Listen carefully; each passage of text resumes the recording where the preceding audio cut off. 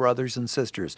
If you have a question about the Catholic faith, please consider us as a primary resource to get that question answered once and for all. Here's our phone number, 833-288-EWTN. That's 833-288-3986.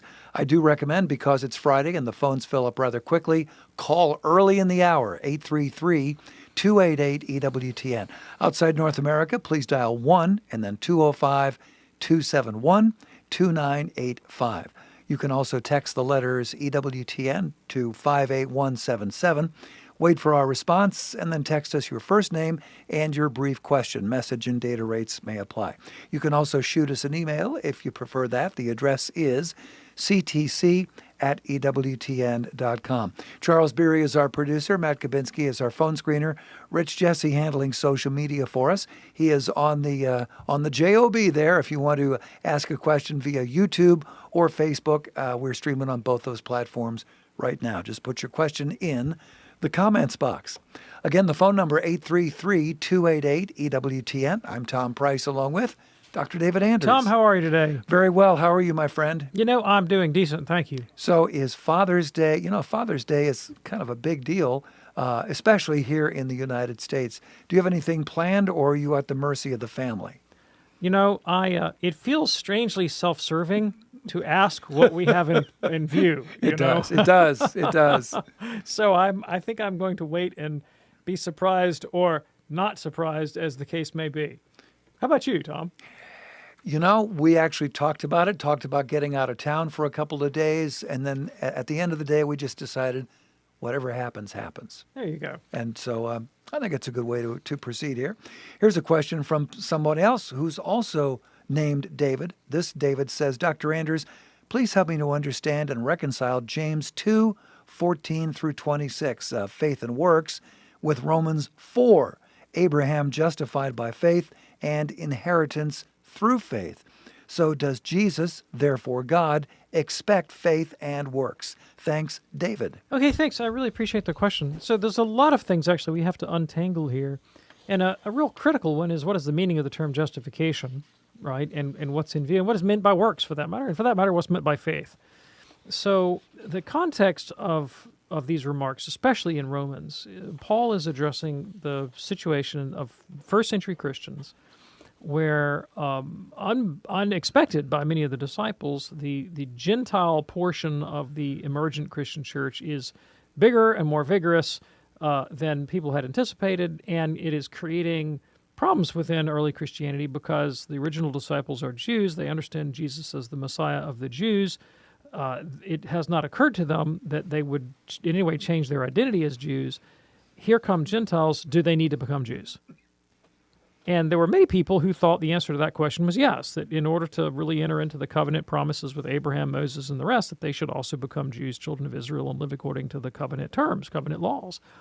And St. Paul's position was no, they are heirs to the promises to Abraham, but as Gentiles. They don't actually have to become ethnically Jews and follow Jewish rituals in order to participate. They do so by faith alone.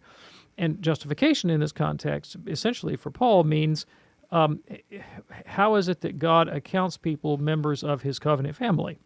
Right, so it's not uniquely a question about who goes to heaven when they die. It's a question about ecclesial identity. And Paul's position is that you get counted as a member of God's covenant family in virtue of your faith in Jesus, not by your adherence to the rituals of the Mosaic Code. Now, when it comes to the who goes to heaven when they die question, Paul's position was that when you have faith in Christ, that God gives you the gift of his Holy Spirit, he grants you his grace, and that grace transforms you inwardly such that you now effectively obey the heart and soul of the law, namely love of God and love of neighbor, even though you're not messing around with the ritual aspects like circumcision or the dietary code. And so in Paul's language, the gift of the Spirit enables you to walk with the Spirit, and this love poured into your heart is the fulfillment of the law, which after all boils down to the love of God and neighbor. So it's in that manner that faith saves rather than works of the law, because faith is what brings the gift of the Spirit, which enables us to love, which enables God to say, well done, good and faithful servant. Now, there was a misinterpretation of Paul in the first century, as later, that Paul's rejection of the Mosaic law as the as the marker of covenant identity and salvation meant that one didn't have to do anything, that there was no moral component to the question of relationship to God at all. That misinterpretation is what James is countering. That no, that and he points to the example of Abraham, that what faithfulness meant for Abraham was getting up and doing what God said. God said, "Leave your home in Ur of the Chaldeans, go to the land that I will show you, and I'll make your name great." Abraham didn't say, "That sounds great to me, God," and then just sit back on the couch and flip on Netflix. He actually did exactly what he's told. He got up and he obeyed God and he followed him. So it's faithfulness really is the idea, rather than say Jewish ethnic identity or ritual behaviors that constitute our bond of union with God. And that's what James points out. So there really is zero conflict between James and St. Paul in terms of their conception of salvation. And it is that through faith, God gives us the grace to enable us to fulfill the spirit of the law, namely love of God and neighbor, whereby God can say, "Well done, good and faithful servant." All right. Listener David, thank you so much for your question. And if you would like to send us an email for a future show, that email address is ctc@ewtn.com, ctc@ewtn.com. We usually try to tackle one or two emails on each of our live programs, and then once a month or so, we will dip into the mailbag and shake it loose and let everything fall out of there, and we'll do a whole bunch of emails about once a month or so. Now, again, the address, ctc@ewtn.com. In a moment, we're going to be talking with Ruben, a first-time caller from Southern California, also David, and a couple lines open for you. As we said, because it is Friday, we recommend that you call early, 833-288-EWTN. Grab a line, 833-288-3986. Call to communion on this Friday afternoon here on EWTN.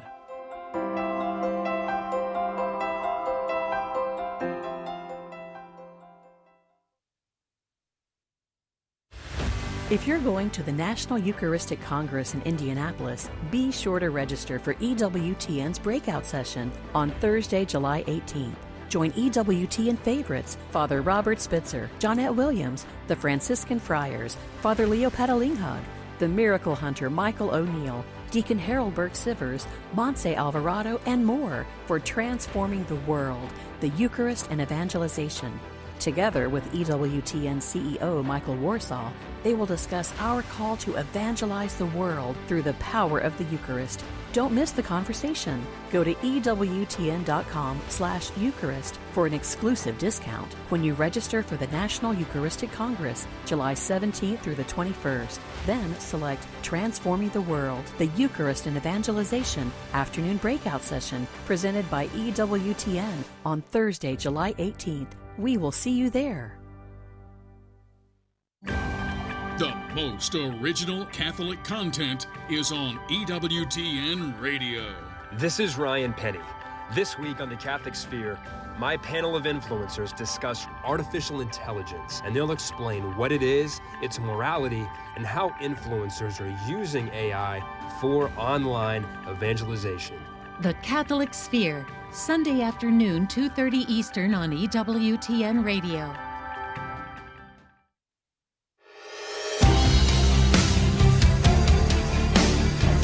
It's called to Communion with Dr. David Anders here on EWTN Radio. Our phone number, 833-288-EWTN. That's 833-288-3986. Something kind of crept up on me here. I didn't even realize today is Flag Day, June 14th. But you know what? We have got something for you, a patriotic mug.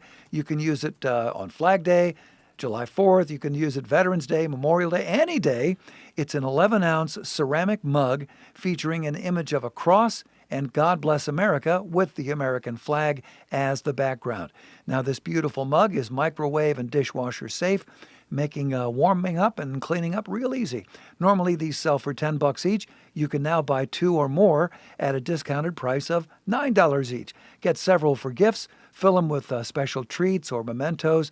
Make someone's day truly special. The God Bless America mug. It's an 11-ounce mug. Check it out right now at EWTNRC.com. Buy Catholic, shop Catholic, EWTNRC.com. All right, if you're ready now, let's go to the phones at 833-288-EWTN, beginning with Ruben, first-time caller from Southern California, listening on YouTube. Hey there, Ruben. What's on your mind today, sir? How's it going? Thank you guys for having me. Sure. So the situation I've been running into recently, I'm kind of new to the faith. I'm a recent convert, and I've been running into a lot of Hebrew Israelites on my commute to work lately. And one thing that they always kind of try to, corner me in is the changing of the Sabbath. They say that the original Sabbath was Saturday, and I understand that. A lot of the old prophecy was filled, and we don't fall under the old law. But I kind of would like some kind of information to help settle me on why we do celebrate on this Sunday now. Yeah, sure, absolutely. I really appreciate it. Let me say a word just briefly about Black Hebrew Israelitism, because it's a modern movement that shares something in common with many similar movements throughout history. That is the claim to be ethnically descended from the lost tribes of Israel. And you will find, if you look around the globe, that the lost tribes of Israel really seem to have gotten around, right? Because there are groups that claim that Native Americans are descendants of the lost tribes of Israel. There are groups that claim that the Maori of the Australasian islands are descendants of the lost tribes of Israel. The Limba people are descendants of the lost tribes of Israel. There are some theories that have even speculated that the Japanese are descended from the lost tribes of Israel. I used to have the blessing to run around with a lot of Korean Christians. There's even a version of Korean Israelitism, Wow. and there's also such a thing as British Israelitism, and I'm sure I haven't covered half the groups. There are also various ethnic tribes in Afghanistan and India that claim to be descendants of the lost tribes of Israel. So pretty much if you're a kind of marginalized, disaffected minority culture someplace throughout the world, and you've come into contact with the biblical narrative, there's going to be somebody from your group that claims that you're a descendant of the lost tribes of Israel. And so, from my way of looking at it, I mean, it's just sort of one of a piece for this kind of thing. And as such, the claim to have kind of insider status and a kind of specialized, privileged perspective on the biblical narrative that sets their group apart from the mainstream of Christian or Judeo-Christian history is what gives these kinds of movements their appeal. It's the same thing that powers the conspiracy theory. The idea that I and my little tiny sect have got the key to unlock the mystery that has everybody else held in thrall, but we see the truth. And I'm on the inside. I'm on the inside, And that's that temptation, to be in the inner ring and to have the secret key and to know the mystic language and have the hat and the funny handshake and all that. It's a pervasive tendency. It's a spiritual temptation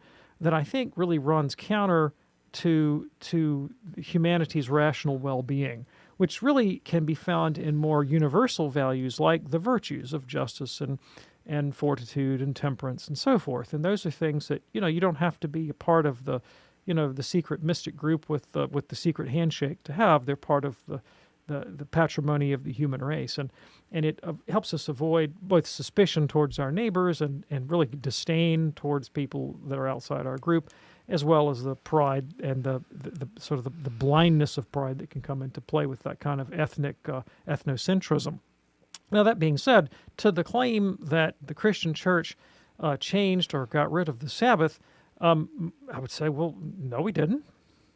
Like last time I checked, I've got a synagogue right down the hill from my house, and there are a lot of Orthodox Jews that live in my personal neighborhood. And every Saturday, I get in my car, drive to the grocery store, and there are whole families of Orthodox Jews.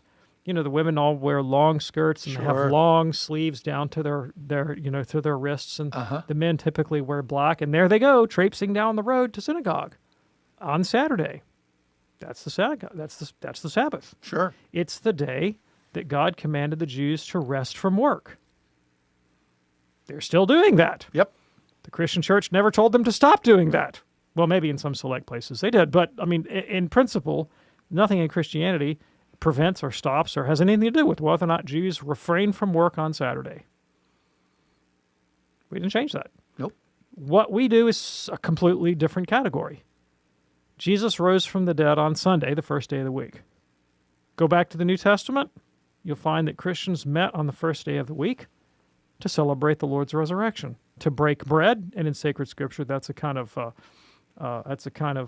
euphemism for the Eucharist, to offer prayers and then go about their business. We've been doing that since the first century. Now, when the earliest Christians were Jews, you know what they did?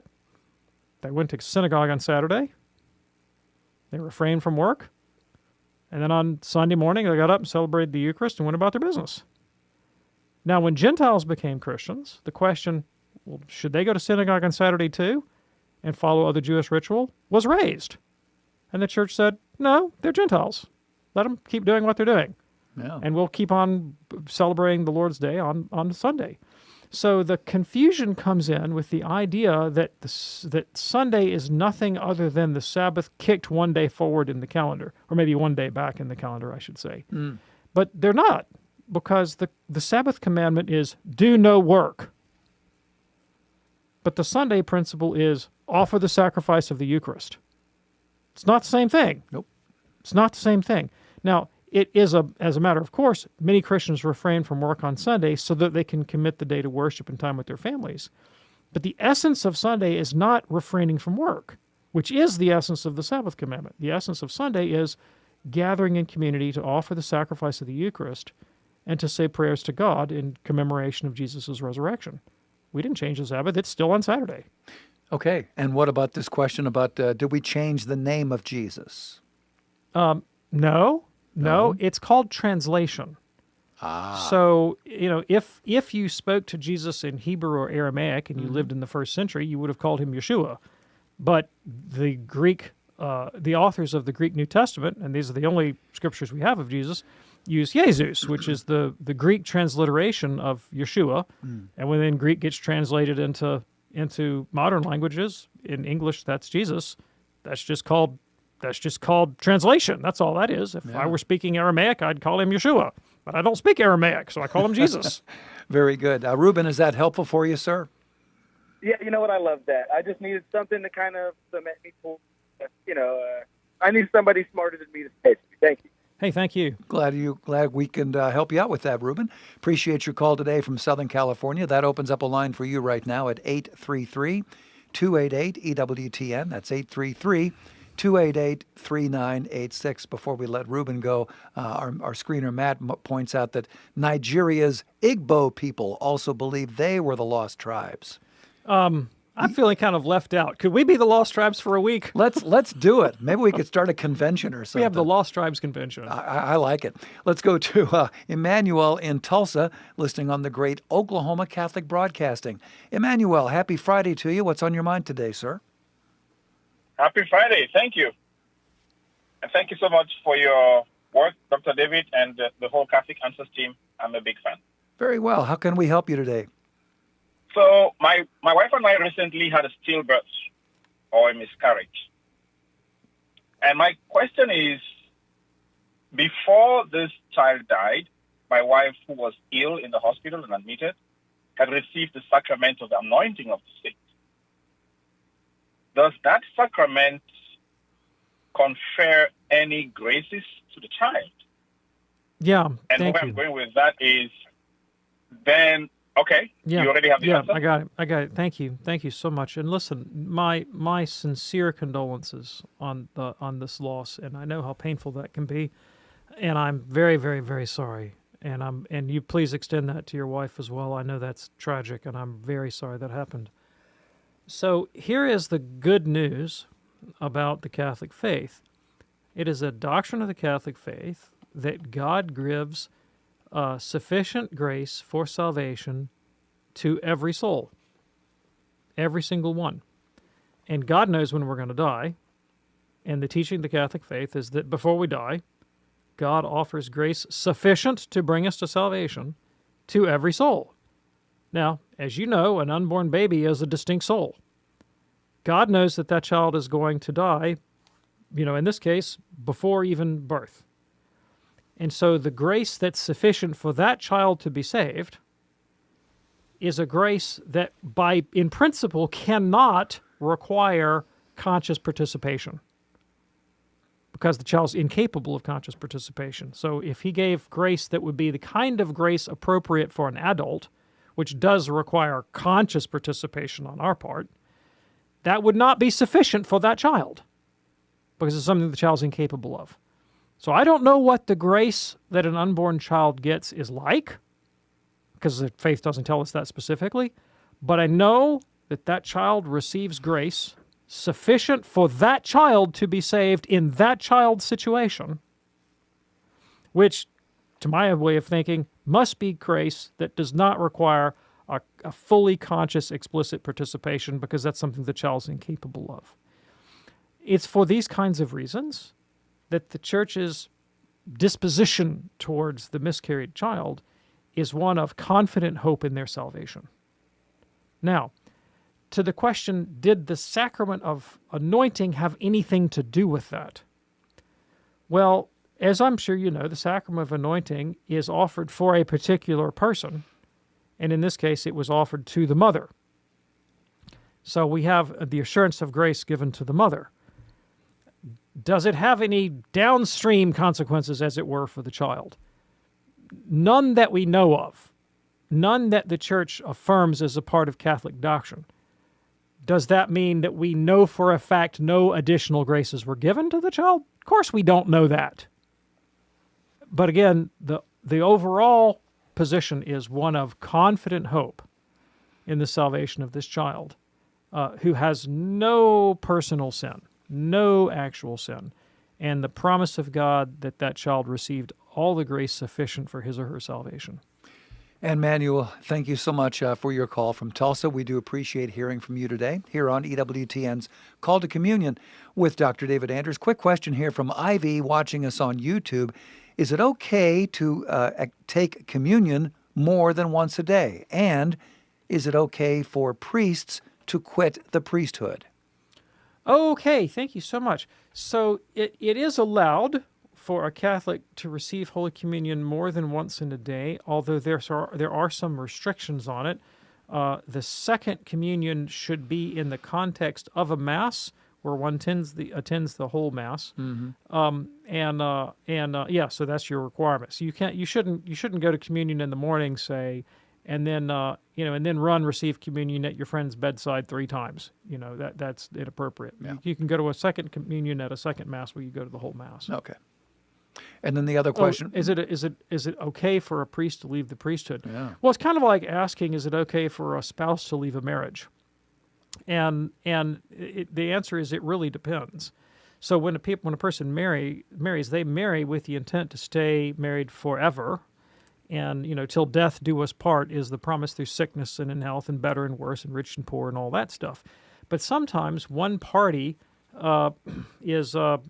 makes that promise impossible to fulfill. Let's say you have a woman who's beginning to be physically abused by her addicted husband, who has himself apostatized, and it is completely not safe for her to remain in the same house, and she has no choice but to seek the protection of civil divorce to save her life or the life of her children. No fault pertains. There's no fault attaching to that decision on her part. She has to. She has no choice. Okay. It can happen in similar, it's a kind of an analogy that while when one is ordained a priest, one is a priest forever, and one doesn't ever stop being a priest, there could be some circumstance in the life of a priest where the most rational decision all around is for this individual priest to be laicized. Now, the most obvious case is when a priest goes bad. And that happens, right? Some priest deviates in a grotesque way from his vows, say, conspicuously from his vow of celibacy, for example, and creates scandal in the church and is shown to be unsafe. Well, then the church, kind of like the injured spouse, has no choice but to separate this man from active priesthood. Can't take away the sacrament of ordination. Once it's given, it can never be removed. But the faculties to exercise that sacrament in the life of the Christian faithful have to be removed for the safety of the congregation. Ivy, thanks so much for checking in via YouTube this afternoon. In a moment, we're going to talk with, looks like Michael in Tulsa, listening on the EWTN app. A couple lines open available for you right now. Don't delay. Call in today, as John Ed Williams says. 833-288-EWTN, 833-288-3986. This is Tracy Sable for Breaking Catholic News Worldwide. Join me for EWTN News Nightly tonight, 9 Eastern on EWTN Radio and Television. Christ is the answer with Father John Riccardo. I tell oftentimes an experience that I had at Divine Child when I was a young priest, 1 year ordained. First time I ever really saw the power of the Blessed Sacrament. And we simply exposed the Blessed Sacrament at the end of Mass one night. I encouraged people. I said, you know what, we've been in the habit of praying over people after Mass. I said, we're not going to do that this week. I'm just going to invite people to come on up and pray if they want to pray. And I put the Blessed Sacrament on the altar. I kneel down. As I kneel down, the church is in the sanctuary, the whole church. And as I'm looking at this, and I'm looking at the people there, and I'm looking at Jesus under the appearance of bread there, I saw the Lord standing on the altar. And he's just standing there looking out at all the people. And then at a certain point, he turned towards me, and he just bowed. And he says, don't you see how easy this is? You don't have to do anything. You just have to put me out. You put me out, and I will work. EWTN is everywhere. EWTN radio programming is provided free of charge to over 500 domestic and international AM and FM radio stations. It's a great teaching tool for Catholics and non-Catholics alike. For a complete list of EWTN AM and FM stations across America, visit EWTNradio.net. At the bottom of the page, click Affiliates. EWTN is the Global Catholic Network. EWTN. Do you sit down for family meals? You can tell us on Monday on Take Two with Jerry and Debbie on most of these EWTN stations. And now back to Call to Communion with Dr. David Anders.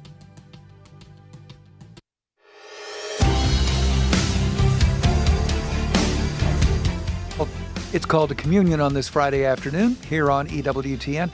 Still time for your phone calls, but I'm going to have to limit things pretty quickly here because we don't want to have, 5 people on hold and then we can't get to them. So now's the time to call 833-288-EWTN. If you have a question for Dr. David Anders, 833-288-3986.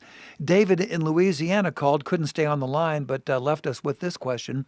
Could you please define eternity and end of time and how some folks seem to use these two terms interchangeably?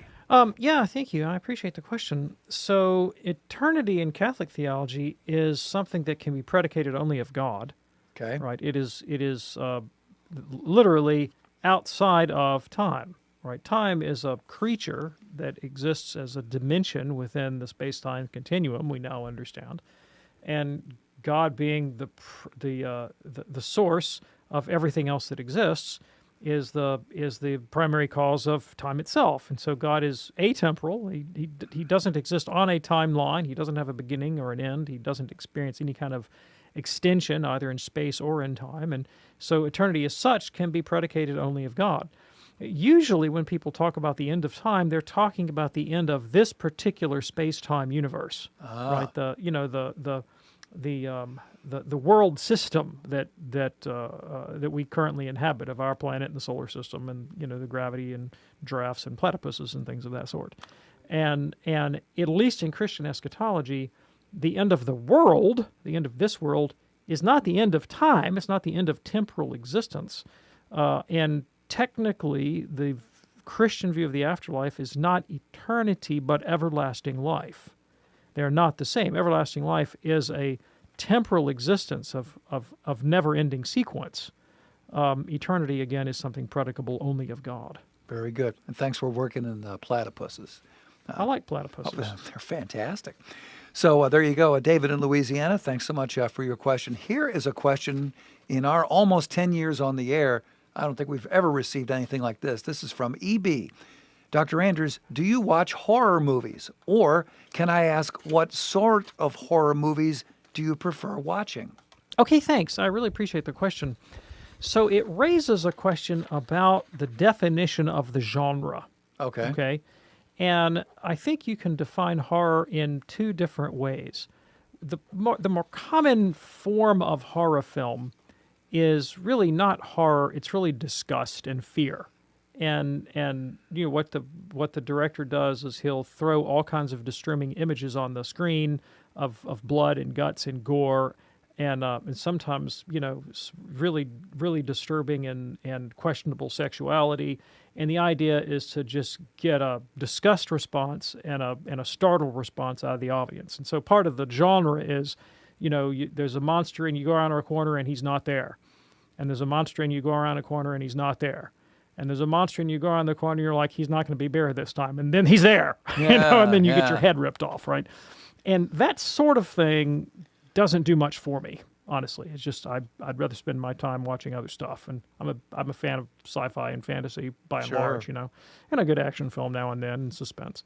There's another way of conceiving of the nature of horror, and that is a kind of existential shock and and awe that calls all of one's categories into question when one is confronted with the mystery of the absolute in a way that doesn't bring comfort like the confrontation with God might. I mean, God can be terrifying and scary, but also one is ultimately homed and grounded within a confrontation of God. It can be the opposite of that. It can be a confrontation of the abyss where my sense of scale and significance are reduced to something infinitesimal, and my grasp on reality is shaken. And that's true horror, and it doesn't have to have the grotesque and sexualized elements that are so common in the quote-unquote horror movies. So to give you an example of the genre, I can't think of a film right now, but in literature, the novels of H.P. Lovecraft, for example, that is all they did. That's all they did. The whole point of Lovecraft was that humanity thought it had a grip on reality and encounters something on such a scale and so foreign and alien that suddenly the sense of significance, one's grip on things is totally upended, and one is left in a state of radical existential confusion. And, Lovecraft was an atheist, and his objectives were atheistic, and they were not at all edifying. But I do think that kind of horror, that conception of horror, being essentially more metaphysical and spiritual, does have something of value to a Christian audience, and in that there is something like that in the confrontation with holiness, and we see it, say, in Isaiah's theophany in Isaiah chapter 6, when he thinks he has a grasp on God, and then one day he sees God, and his response is to go, "Gulp." I'm toast. Or the end of the book of Job, I think is.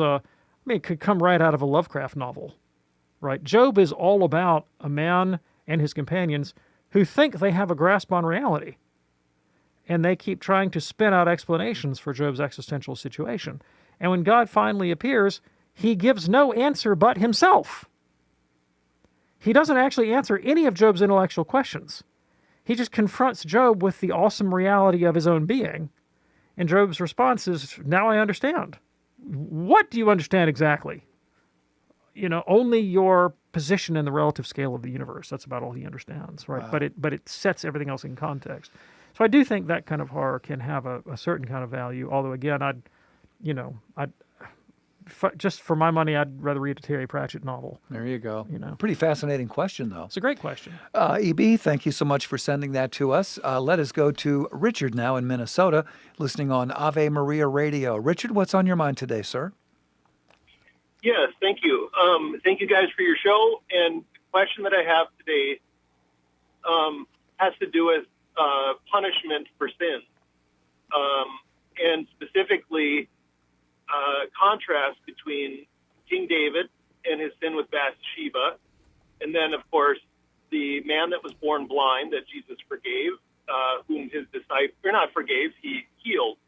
So I know there's always questions that I have from other people, like, why does God punish us for somebody else's sin? Does he? Yeah, it's a great question. I really appreciate the question. So in order to answer the question, we really have to look at the larger question of the interpretation of the Old Testament. And to move into the topic, I'd like to point something out about the Old Testament, and that is that the Old Testament gives diametrically opposite answers to this question. And so in the book of Deuteronomy chapter 5, for example, God says, I am a jealous God, and I will visit the curse of the father's sins upon the children to the third and fourth generation. He just says it. Yeah. Right? But then there's Ezekiel 18, which happens to be in the same Bible, where God says, I absolutely will not visit the sins of the fathers upon the children. So which is it? Which is it? And it's not only this issue, but there are other issues. Again, Deuteronomy, larger than the children question, seems to say that temporal blessings and curses flow from obedience or disobedience to God's commands. So obey, and you'll have fields full of fruit. You'll have fertile wives, and lots of sons will go up around your table, and you'll have lots of cattle, and you'll have victory over your enemies. Yada yada yada. A few minutes ago, we were talking about the book of Job. Job did all those things. God took away the wives, took away the children, took away the cattle, took away the houses. Well, which is it? Is it Deuteronomy or is it Job? And there's several other points like that I could raise for you. Now, when you get to the New Testament, Jesus and St. Paul seem to do a rather radical thing with the Old Testament. That is to say, they don't take it at face value. And a prime example of this would be Matthew chapter 19, when the Pharisees ask Jesus if a man can divorce his wife for any reason, which the book of Deuteronomy manifestly says he can do. And Jesus says, no, he cannot. And they said, well, then why does Deuteronomy say that he can? And in effect, Jesus says, well, Deuteronomy's wrong. What he says was, Moses allowed this because of the hardness of your heart. But it wasn't like that from the beginning, and what God has joined together, man can't separate. So he just relativized one part of the Old Testament, interpreting it in light of another, but ultimately interpreting it in accord with his higher principle of the value of love. So he selectively picks what he thinks is the highest principle of the Old Testament and uses it to interpret and relativize other passages of the Old Testament. That's his hermeneutical system. And so that's how we do the Old Testament. And we read it with these higher spiritual principles in mind. We relativize the other portions, and we allegorize them and see them as basically pointing us toward their fulfillment in Jesus. When it comes to the question of fathers and their sons, it is evident to me, and I think to all of us, that that a parent and the bad choices of a parent can absolutely bring wreck and ruin on the lives of their children and grandchildren. Absolutely. I remember one time reading a genealogy of Jonathan Edwards' family, and it just reads like, senator, congressman, governor, college president, academic, scientist, one after another, after another for generation upon generation. And in the particular article I was reading, it contrasted Edwards' genealogy with that of another person whose lineage went back to the Mayflower, and it was basically, criminality and reprobate after criminality and reprobate, for generations. And the point was how these things can get embedded in family structures and get passed. There's no doubt that happens. I mean, if you're born into a family of addicts, your life is going to be very different than if you're born into a family of cardiothoracic surgeons. Right? You're just going to be different. Right? Sure. So that's just manifestly obvious. But when it comes to the question of personal moral responsibility, each man stands or falls on his own. And for Jesus, the teaching that we should not judge that an individual man's suffering is necessarily a result of his bad moral behavior or that of his parents. Sometimes these things just happen for God's own inscrutable purposes. That's clearly Jesus' point of view, and the one that we as Christians should adopt. There you go, Richard. Appreciate your call. Thank you so much for checking in from Minnesota. Call to communion here on EWTN. We can probably get in one or maybe two more phone calls at 833-288-EWTN. That's 288-3986. Earlier we were talking about the upcoming Father's Day, which is Sunday.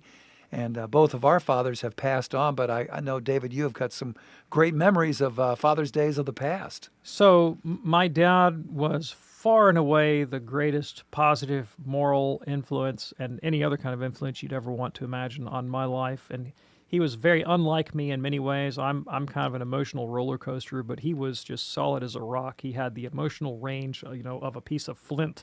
But in consequence, he was totally reliable. And I could rely on him my entire life, knowing that if I ever needed the shirt off his back, it was available to me. And there was never a time when he didn't give me his full attention. What a gift that was. If I had something to say, if I had something I need, if I just wanted to be with him, he would put down whatever it was he was doing, no matter how important. And there I was, the most important thing in his life at that moment. And my dad was a very busy attorney. And if you called his office, he would usually answer the phone in the busy attorney dad voice, which was something along the lines of, "Hello?" And he would answer the phone that way. And I would say, "Hi, Dad, it's me." And suddenly, "Hello?" would turn into, "Oh, hi, Dave."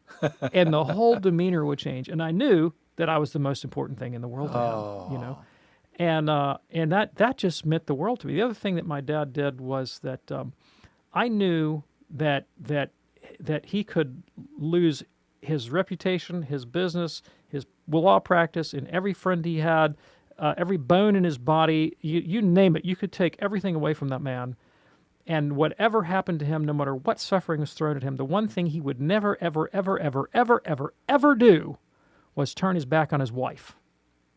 That his attitude towards marital fidelity was divorce your wife and go to hell. Period. End of paragraph. No questions asked. And he's like, I don't care what happens to you. You stay faithful to your family. And as a child, I knew that in my bones. I knew that my parents' marriage was as solid as a rock, no matter what. My mother used to say, murder maybe, divorce never. And what a gift that was in my family to have that kind of solid rock. And my dad rarely gave me advice. He lived his faith and his life and his virtues in front of me. He did offer me basically one piece of advice consistently throughout life, and with kind of a trifecta of advice, maybe a quadrifecta. What is this? He would say, Anders, David, study the liberal arts. Yeah. I guess it's a trifecta. Study the liberal arts. Be faithful to your wife, and whatever you do, never co-sign a loan. Solid. And I've followed those three. Good man. Very good. And I'm sure that has impacted your life as a father yourself. Yeah, well, my aspiration is to be half the dad my dad was, right? Yeah. I'm sure you've surpassed that already. Working on it. Call to Communion here on EWTN. This is an email from Megan. I've been listening to your show. It's been very helpful for me. Thank you. I was wondering if you would be willing to talk about how someone can honor an absent parent, actually paternal abandonment, who is not open to reconciliation. He and his extended family are Catholics in staff positions within the church. This has left me confused about what I am doing incorrectly. I've been searching for answers. I feel quite lost. I don't do drugs, steal, have mental health issues, etc. I'm gainfully employed, have a degree with honors, 2 wonderful children, and a supportive husband. If you could provide some direction here, it would be so helpful. I want to make sure I'm doing everything I can. Thank you, Megan. Yeah, thanks. So let me get this straight. Do I understand it that Megan has a parent who works for the church, yep, but will have nothing to do with Megan? That's correct. All right. Why on God's green earth would you think this is your fault? I mean, I'm a parent. I've got 5 kids and 2 grandkids. The amount of things that my kids have done to me, right, or that I did to my parents, that would alienate anybody else on the planet other than the parent, it's astronomical. I mean, some of the ridiculous nonsense that I forced my parents through, Me too. And the thought of abandoning my children, right, even in the face of their most absurd, insanities, it never occurs, right? They're my kids. I think he who doesn't care for his family is worse than an infidel, St. Paul says. That I don't think this is on you. This is just not on you. I don't know what's up with this person, father or mother, but I can't conceive that it's your fault in any shape, form, or fashion. What does it mean to honor a person like that? Well, ideally, honoring your parent means a couple things. Most importantly, it means providing them with the access to the means of grace they need for their own salvation. So, if they need to get to a Catholic priest, they need to get to the Catholic Church, they need funeral rites when they die and a mass for their soul. I mean, those are all things that you can do to the extent to which you're permitted. Yeah. You can pray for them, right? If your parents become aged and infirm and you have the ability to provide for their material comforts and well-being within kind of reasonable means, that's another thing you can do. What you're not obligated to do is to sign up for victimhood, right? And so, you don't have to stand there and let another person verbally or physically abuse you. And if they're not willing to receive your love or affection, you're not obligated to give what you have no power to force reception of. Sure. Right? And by all means, please don't feel guilty about this. I think grief is an appropriate response, but not guilt. Megan, thank you so much, and we hope that is helpful for you. Here's a question. This would be a good one for Mr. Peabody and Sherman, getting into the Wayback Machine. Oh, yeah. So this is from Ryan. How were we supposed to live before Christ's teaching? More importantly, how are we to understand God from the beginning of time up until Christ? Okay, thanks. I appreciate the question. The second one is easy to answer, at least at one level. God doesn't change, and so God is eternally exactly as God is eternally, and so the best way to understand God is the way God is, okay, as He's revealed to us in the Catholic faith and honestly through Catholic philosophy. Now, our capacity to grasp those truths has developed culturally over time, but God Himself doesn't develop; He's just the same. How are you to follow Christ? How do you follow God before the coming of Christ? Well, one should follow the dictates of the natural law, the divine logos that is implanted in every human mind and every human nature.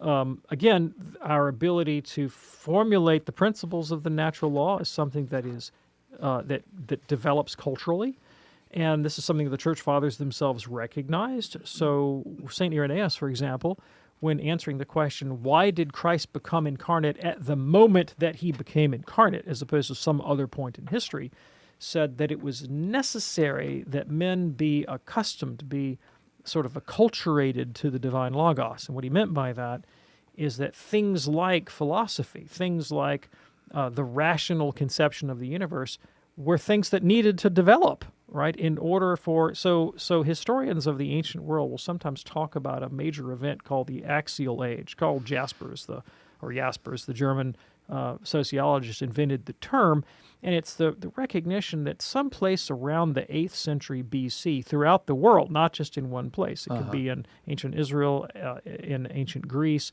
in India, in China, you see a kind of parallel shift from a Bronze Age cosmology where the gods are sort of part of the space-time universe and made out of the same stuff as us. And so, in the Babylonian creation myth, for example, the world is just made out of the dead body of a god. And the point of religious practice is really to kind of harness natural forces and powers in the service of my sort of day-to-day material needs, kind of get good crops out of Baal if I offer sacrifice, for example, that sort of thing. And you find a shift in religious consciousness where it becomes less about how do I manipulate the physical elements or appease the anger of the gods, and more how do I transform myself and my society to live a more just and decent human life. And so you'll see that in things like Socrates and Plato and Plato's Republic, which is definitely about social issues and psychological issues. Socrates' quest for wisdom and virtue. You'll find it in the Hebrew prophets. You'll find it in, say, the passage from the Rig Veda in Hinduism to the Upanishads. You'll find it in the development of Buddhism. You find it in the development of Taoism, away from just pure pagan polytheistic religion that preceded that. And so it's sort of a more rational conception of the human person. And the church fathers recognized that that development, both within the Hebrew tradition as well as outside of it, was preparatory and necessary for the reception of the gospel in the ancient world, where Jesus was understood and received really as a kind of philosopher, one who was speaking to those universally recognized human needs. And so, absolutely, yes, we have an obligation to follow the natural law and the leadings of the divine logos, but a recognition that that's something that did in fact develop historically up to the coming of Christ, which was essentially the fulfillment of man's universal spiritual aspirations and longings. Very good. Thanks so much for that. And a quick question here from Lisa in South Dakota. I'm trying to find an example of the sin of pride according to the Catholic Church. Is feeling good about something you made or accomplished considered the sin of pride, such as doing embroidery or restoring an old car, fixing up old toys, and feeling like you did a good job? If not, does it become a sin of pride when we share our accomplishments with someone, as in showing a picture of what we made and I guess being proud that we were able to do it and it actually looks decent? Is it prideful because we don't give the glory to God, instead we take the praise? Great question. No, that's not pride. So pride is really a disproportionate love of one's own honor to the exclusion of other goods and to the hurt of other people. So, for example, Tom is an infinitely better lector than I am. He's just infinitely better than I am. Tom is like the super lector. I mean, he needs to show up wearing a cape and red boots to Mass. He's so good at being a lector. He just has that perfect lector voice. And if I'm in a public worship space with Tom and somebody says, Anders, can you lector? I'm going to say, well, that's a really dumb choice. You need to hire Tom here to do this job. He's much better at it.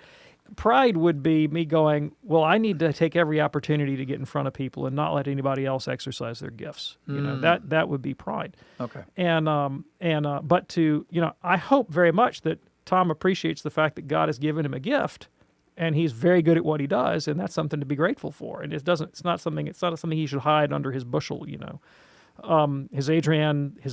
wife Adrienne's a singer, and she wants to use that gift in public for the sake of the worship of God and the edification of the community. That's not pride. That's a desire to genuinely be useful with the gifts that one has given you. And if embroidery is your thing, well, by all means, just embroider till the cows come home, and you can use that as a gift to bless others and be happy about it. Feel good. That experience of flow where you can lose yourself in a positive activity that has some objective values. One of the most meaningful things we do as human beings. Now, if you suddenly start insisting that only your embroidery counts and all other embroidery is poppycock and no one should look at it, then that's pride. Different story. Lisa in South Dakota, thank you so much for your email. And by the way, for the record, I do not recommend the boots or the red cape. It's just going to detract. Dr. David Anders, thank you, sir.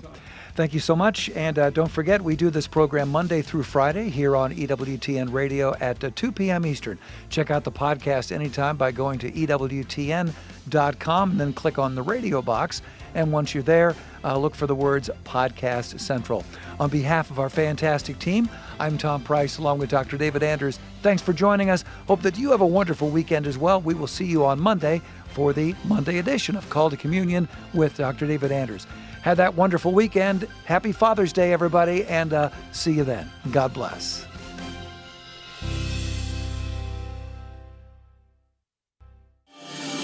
The most original Catholic content